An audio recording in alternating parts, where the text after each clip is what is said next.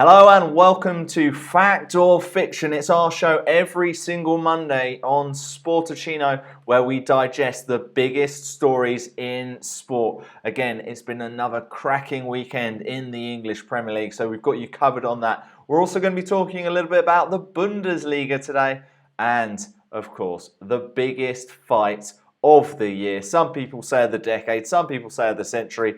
It is, of course, Floyd Mayweather against Conor McGregor. We'll be dissecting that and looking forward to the future of that on today's Fact or Fiction on Sportuccino. We're live on Facebook, on YouTube and sportuccino.com. If you've got any comments, if you agree with our comments or you disagree with us, let us know. We'd love to hear from you. And thank you if you're listening back to this as a podcast on iTunes. And every single week on a Monday, I'm joined by an expert, a sports journalist or equivalent, and I am delighted to say that joining me on today's Fact or Fiction on Sportuccino, it is the football commentator Barry Swain. Barry, welcome to the programme. How are you doing? Thank you. Very well, thank you. Very well, Richard. So Barry, I know you're always a very busy man, and I hear you've been with the world's greatest recently. You're working a lot with Billericay Town, I believe. Yeah, doing a little bit of voiceover. They film all their matches down at Billericay, and I've been commentating on all their highlights. So expecting plenty of goals, and I'm going to be editing their highlights from the weekend, which was a 6-1 victory. So it looks like they're just beginning to find their stride. So yes, plenty of goals and plenty of headlines as well down there. Yeah, fantastic. Although with all those goals, they haven't made your job very easy for that commentary, have they? It means you've got to get 7 goals in. And of course, they've signed some pretty famous players as well, haven't they, Barry? They have. I mean, Glenn Tamblin's gone in there, love him or hate him. He's creating headlines and he's creating a stir, and he's brought in the likes of Paul Konchesky, Jermaine Pennant, Jamie O'Hara, and the likes of Jake Robinson and Sam Deering are players that could probably still easily play a trade in the Football League. So he's got a very strong setup there, and who knows where it's going to take him. He's only 2 promotions away from the National League, and that's where he aspires to be, the Football League. So we'll wait and see. Well, Barry, that is very much a success story going on at the moment, but I don't think Arsenal fans would say it's a success story. So let's get into it. Let's play Fact or Fiction, and let's have a look at what our first topic is. And it is, of course, on our Twitter page at Sportuccino. We put it in as a poll, so we'd love to get your thoughts as well. But Barry, we're going to kick off with Arsene Wenger is still the right manager for Arsenal. Fact or fiction, of course, Arsenal absolutely hammered against Liverpool on Sunday. Barry, what are your thoughts? Fact or fiction? Got to be fiction now, hasn't it? When he's come in so long ago as the Arsenal manager, what was it, 20 odd years ago, and he had a philosophy that no one had ever seen before, but it seems to have long outgrown Arsenal. And I feel sorry for Arsenal at the moment. I think it's rotten to the core from the top downwards. You look at the performance yesterday; it was woeful, tactically inept, and without question, I think Wenger should have gone 6-12 months ago. It needs something fresh. It needs a fresh approach. They're beginning to lose their grip on the top 4. When they lost that place in the top 4 over the summer, something should have been done to change the philosophy, if not the personnel in charge of the team there at the Emirates. Nothing was done. They haven't really brought anyone in apart from Lacazette, and they could well lose Sanchez in the next few days as well. So, for me, I think he's got to go. But I don't think he will. But he'll hang on for as long as he can. But for me, I feel sorry for Arsenal fans, but I think he's got to go. Yeah, I'm with you there, Barry. I think you've seen it every single year around about that February time when they go out of the Champions League. They don't perform that well, but they eventually do get in the Champions League positions, finishing in the top 4.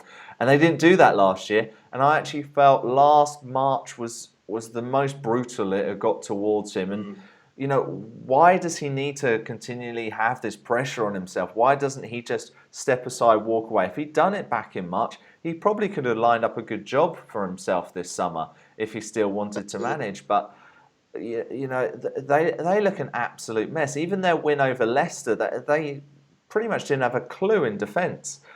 No. So yeah, I am also going with fiction on that one. I don't think he's the right man anymore, and yet I pretty much stuck by him and thought he should have stayed there for quite a while. Mm. All right, Barry, let's move on to our next point on this week's fact or fiction. We're saying Pep Guardiola doesn't know his best Manchester City first 11. Fact Oh, or fiction? I think that's a fact. I don't think it's a bad thing. When you've got, the potential of 50, 60 games in a year, over the course of time, it's going to change whatever manager you are. But with Pep, I don't think he does know his best. He's tinkering around at the moment. When you look at the game at the weekend at Bournemouth, he had John Stones, Sane was on the bench, Sergio Aguero on the bench. No, I don't think he does know his best 11. But I suppose if he's winning games, then that might just paper over the cracks there, but they are winning games, and they won at the weekend. But they've now lost Sterling probably for a match because of the debatable red card. I think it's fair to say. But no, I don't think he does know his best 11. And he's got some great talent at his disposal. So whatever 11 he puts out is going to be strong. But I do agree. I don't think he does know his best 11. Yeah, Barry, with that in mind, if he was to settle that down, are they title contenders in your opinion? I think they've got to be considered as title contenders. We're only 3 weeks into the season, and I would say at the moment, Manchester United are looking the real deal. 2 lots of 4 goals, won again at the weekend, albeit not quite as comfortably as the previous 2. They're the team to beat. You look beyond Manchester City and Manchester United, you're probably only thinking Chelsea, Tottenham, Arsenal, maybe Liverpool. But yeah, I think you've got to consider Manchester City to be one of the main 2 or 3 contenders. Yeah, well, I'm also going to agree with you there, Barry. I think it is fact. I don't think he knows his best team, mainly because he's been tinkering with positions. He played back 3 for the first 2 games, then he played the back 4 against Bournemouth. If you look back at how they were performing back in January, they were really exciting when they played Sane, Jesus and Sterling as a front 3. They looked really exciting there. But then, how do you not play Sergio Aguero? He's been one of the best strikers in the league for the past, 5 years? Yes. It's a nice headache for him to have, but it's still a bit of a headache. So I'm agreeing with you there, Barry. All right, let's move on. We were talking about title contenders, and the champions are currently Chelsea. So the comment is, after their 2-0 win against Everton, Chelsea are playing like champions. Barry, fact or fiction? I'd have to say fiction at the moment. That they were beaten first game of the season. We're judging them on 3 games, 4 if you wanted to count the Community Shield, which they lost to Arsenal. They were beaten by Burnley. They picked up an excellent result last week against Spurs, who can't win for toffee at Wembley, of course. And then yesterday they played an Everton side that probably fatigue caught up with them, having played 2 games in the space of the previous 6 days away to Manchester City, and then a long trip into, I think it was Croatia. They were playing Hajduk Split last week. So they were a little bit tired, I would imagine, yesterday, to their own confession. But Chelsea were good. Are they playing like champions? Are they playing as well as Liverpool at the moment, for example? Are they playing as well as Manchester United? Probably not. So I would say at the moment they're not playing like champions, but they've certainly found their footing after everyone had written them off after that defeat against Burnley. Yeah, I'm with you as well there, Barry. I think it's fiction and pretty much similar to the points you were making. What would have happened in that Burnley game had Gary Cahill not got sent off early in the first half? You're not really sure there. I also think Conte's mind in that first game was a little bit elsewhere. The bench he put out that day, it all felt like he was more worried about having a little niggle at his owners and at his bosses than he was actually concentrating on that game. The interesting thing, though, I saw an amazing stat today, Barry. Alvaro Morata has become the first player in Premier League history to get both a goal and an assist in his first 2 home games. So, despite the problems going on with Diego Costa, it looks like he might turn out to be good. We'll have to wait and see on that. We'll wait and see. But yeah, that number 9 jinx at Chelsea might just come to an end. He's got that number 9 shirt that no one wants. Well, let's see what we've next got on Fact or Fiction, Barry. And we're speaking about this game in particular because you were there this weekend. Yes. 1-1 was a fair result between West Brom and Stoke. Is that a fact or fiction? Up until the goal, I think 0-0 was a very fair result. It wasn't a great game. It wasn't a great game, Richard, at all. We didn't expect it to be. Although these two sides have gained a slightly better reputation in the last 2 or 3 years. Mark Hughes does try and play football, but they're both very well organised, very well matched up. We didn't expect there to be a lot of goals, did we? 0-0, I was watching the game, and this is, I can't see this one staying anything else other than 0-0. But then West Brom scored. It was a very good goal as well. Jay Rodriguez, pleased for him. You know, he's made that move from Southampton. He needs to prove himself at West Brom. He scored in the week at Accrington. Scored a very good goal. It was a good delivery from Naim on the right-hand side. And you think the points are theirs, and then that slip up at the back, allowing Peter Crouch to equalise. A little bit of solidity at the back for West Brom, and the 3 points would have been theirs. So they'll be disappointed with the way they defended and gifted Stoke that goal. But probably over the 90 minutes, there were a couple of chances both sides can reflect upon. I think a draw was a very fair result. So, yes, fact. Yeah, I didn't watch the game as closely as you did. I did see the highlights. I'm going to agree with you with fact. And I wonder how many people had 0-0 as a little bet going on for that game.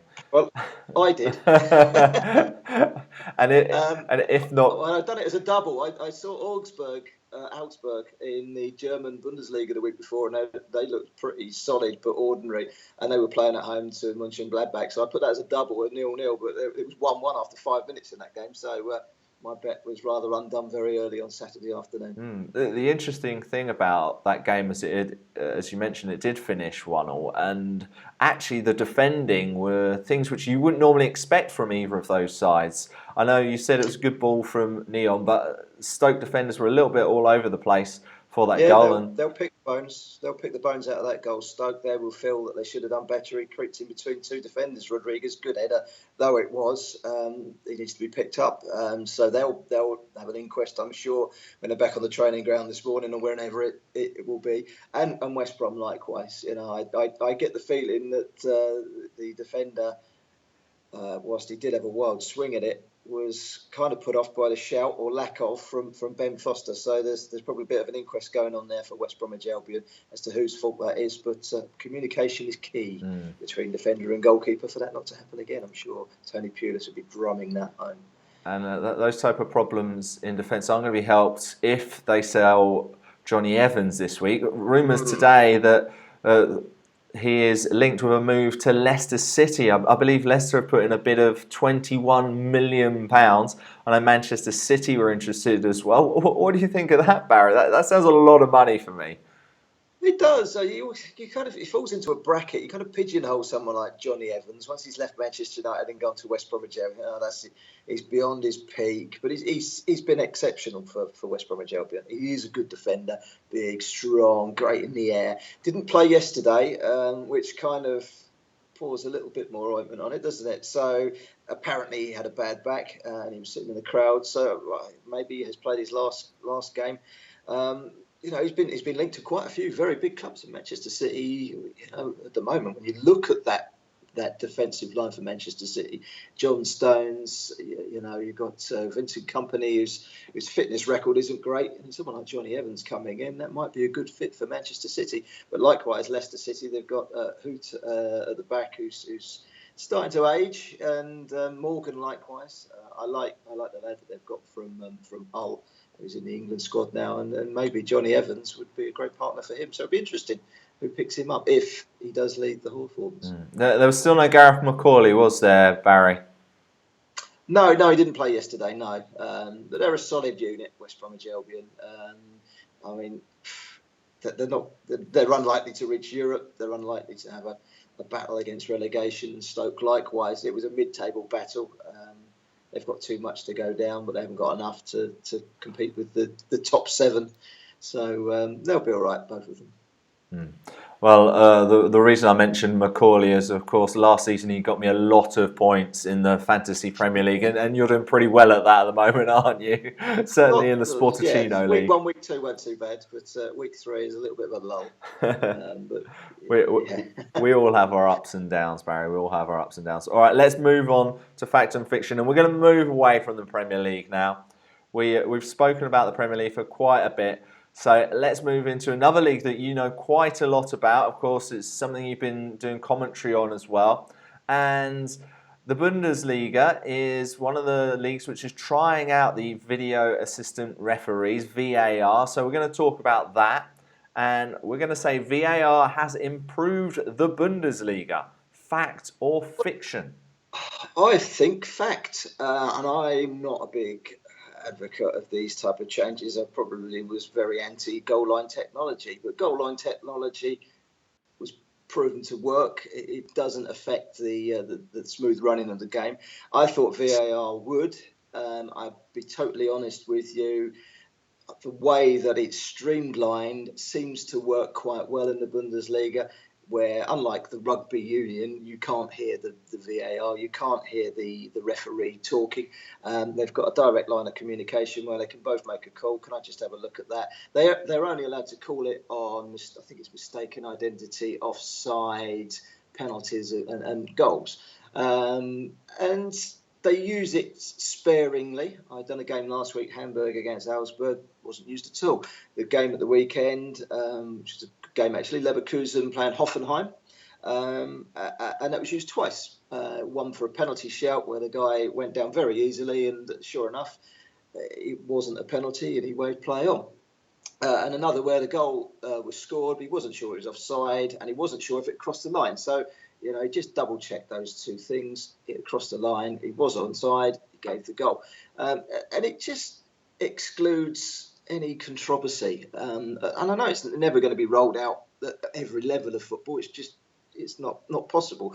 But I think it's something that will come into the Premier League very soon, probably next season. I think it's working for the Bundesliga. It is streamlined. I think the only flaw in it is when I'm thinking about it out loud, is one day I think that a referee is probably going to surrender to a player who's crying and pleading for him to look at the video, and then he's proved wrong, and then suddenly the players are gaining a bit of power. So they've got to be kept at arm's length from this technology at all times. But so far, so good. I think it's an excellent technology. As long as it's streamlined, I think people thought when it was going to come in, oh my God, games are going to be 80 minutes each half. We're not going to get away from the football till 5:30 rather than 5:15. It's going to go on forever. It literally takes 15 seconds for an editor to rewind a couple of clips from 3 or 4 different angles for a video assistant referee in the studio to have a look and then voice it to the referee. This is what you need to do. I think it works very well, and I think it will be rolled out. I think it's going to the World Cup next year, and I think it will be a success.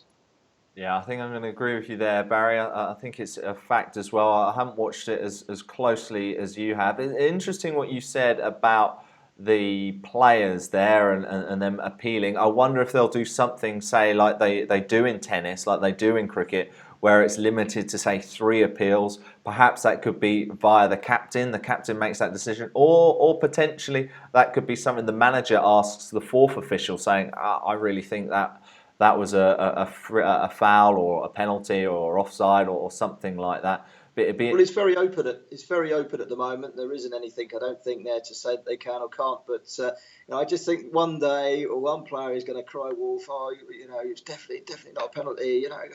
And keep going at the referee. Where he's going to, you know what, I'm going to have a look at this just for peace of mind, because he's going to get it in one ear from the player. He might be getting it from the opposite story from another player in the other ear. And he's going, okay, I need to clear this up. Who's right? Who's wrong? And that's what it's there for, the video referee. But what you don't want is a game of 90 minutes being riddled with half a dozen to a dozen of these video assistant referee incidents, which 1 or 2 in a game like it has been for most games.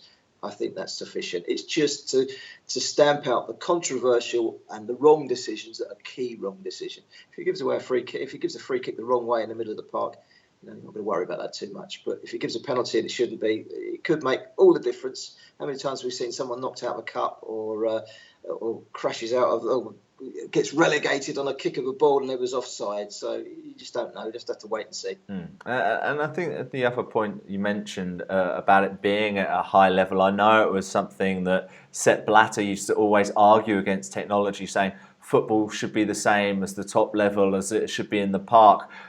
I'm afraid it's different because, Premier League, Bundesliga, Serie A, World Cups, the amount of money invested and put into these things is not the same as your park football. There's not the same money investment, and that effectively means there's not the same level of things on the line. No. And you look at tennis, rugby, and cricket. They've all done these things, and I'm afraid your village cricket match isn't going to have Hawkeye. So. No, you've got to draw the line on it. It might well be rolled out to the level of the Championship, and in years to come, Leagues 1, Leagues 2.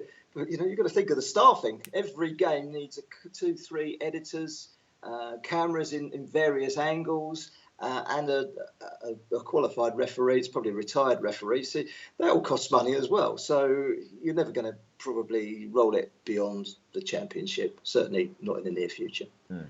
Exactly. Although that could be pretty good for us in the media. It gives a bit more work. Well, yeah, less controversy. But I think it takes the pressure off of the referees as well. You look at these referees in the Bundesliga. I watched a game on television on Friday night. I don't know if anyone else saw it, but the referee got injured I think it was Con Hamburg. Referee got injured. He was off for about 10 minutes. He got replaced. The assistant referee comes on, and within 30 seconds, he's got the red card out. And he's confident enough, it's a second yellow, he was confident enough to show that, and he knows that he's got that backup with VAR if he needs it, if there's any argument, which there wasn't, and he got it absolutely spot on. He's got that backup, and that takes a lot of pressure off the referees. And I think they'll perform better as a result of going out there thinking, if something goes wrong and I'm not quite sure, I've got backup, and that means a lot to a referee. I think that takes the pressure off of them. They take a lot of stick, and I think that will bring them in line with the game a little bit more. I think it can only work well. Fantastic stuff there, Barry. I gave a little preview to our viewers a moment ago of our final topic. As we do move away from football, we're going to be talking about the biggest fight of the year, potentially of the decade. It is, of course, Floyd Money Mayweather against Conor McGregor. Mayweather winning with a technical knockout in the 10th round, taking his record to 50-0, defeating McGregor, the two-weight UFC champion, in his first professional boxing match. So we're going to ask Barry, Conor McGregor will not have another boxing match. Fact or fiction? I'm going for fact. These crossovers, they've got their fans, but they've got their opposition. This one has certainly raised a few eyebrows, and it's certainly captured the imagination, not just of sports fans and fight fans, but the whole world, really, hasn't it? And it certainly has me. I'm not a massive fight fan, but I will always sit down and watch a fight like this. But I think he's given a good account of himself, Colin McGregor, against Floyd Mayweather.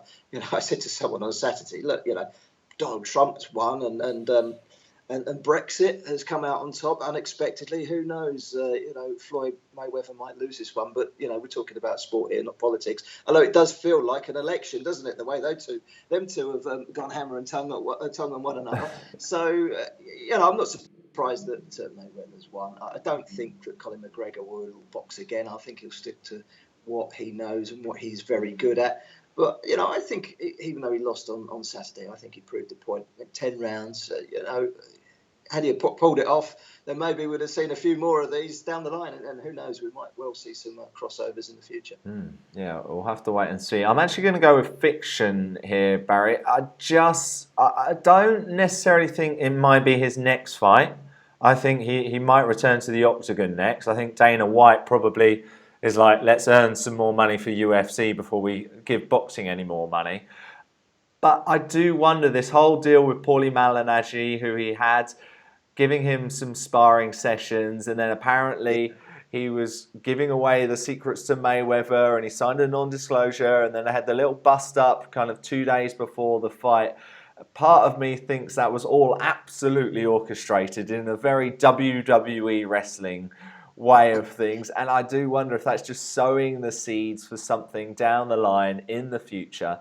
And I do wonder where McGregor's thinking, all right, I lasted 10 rounds, albeit it looked like at times that his arm, that he couldn't even lift the gloves anymore. His arms looked so weak by about the 9th and 10 rounds from all the hard work he'd put in, especially in the first. And they were light gloves as well. And they were lighter gloves, yeah, exactly. So, but regardless of that, I think McGregor is going to come away thinking, I actually did all right here. I could actually face a few other fighters and potentially win. And someone like a former champion in Paulie Malignaggi could be someone he thinks, you know what, if I get in the ring with him, I could take this guy out. So that's why I'm going to say fiction, but you'll just have to wait and see. Who knows? We'll have to wait and see. He's got the confidence to do it, Richard, so we'll wait and see. Yeah, I don't think when it comes to Conor McGregor, there's any problem with confidence, is there? Well, Barry, it's been so good to talk to you on today's Fact or Fiction on Sportuccino. Barry, just give us an update of what you're up to at the moment. We spoke about Billericay Town, but let us know where we can continue to listen to you on your commentaries, and also where we can follow you on social media, please. Social media, I think on Twitter, Barry_Swain and SWAIN. It's international break now, so I've actually got a week off. I think I'm voicing Billericay's weekend game tonight. And then I think my next game is Bundesliga in a couple of weeks' time, Augsburg against Cologne. And then I'm doing Liverpool, my first Premier League, second Premier League game of the season, Liverpool against Burnley on a couple of weeks' time, about 16th of September after the international break. But I've got a week off, which I'm kind of looking forward to. Fantastic. It'd be interesting to see if Liverpool sign any players between now and Thursday when it's transfer deadline day. Rumours today about Thomas Lemar from Monaco. So could be interesting for you to commentate on him as well. Yeah, we'll wait and see. I'm looking forward to that game. Burnley are doing very well against the big guns away from home, so that's not going to be an easy one for Liverpool, but at Anfield at the moment, they're pretty irresistible. They certainly are. Barry, thank you so much for being on today's Fact or Fiction. I'm sure we'll speak to you again as the season continues. Barry Swain, thank you so much for your time today. Thank you, Richard. Great to speak to Barry on today's Fact or Fiction here on Sportuccino. You've been watching us on Facebook, on YouTube, and on Periscope Live. We're also at the home, Sportuccino.com, where we've got a list of all the resources we use to build this program. We've also got links to our merchandise page. Please go and check all of that out at Sportuccino.com. And if you've been listening to us on a podcast on iTunes, please give us a rating and review. All right, I've been Richard Parr. You can follow me on Twitter at Richard_Parr. But until next Monday, have a wonderful week.